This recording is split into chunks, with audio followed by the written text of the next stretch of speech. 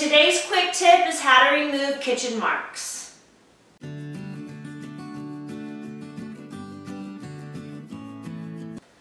I know you've heard of lemon and baking soda being used in combination as a cleaning form before. However, did you know that it is great for the kitchen?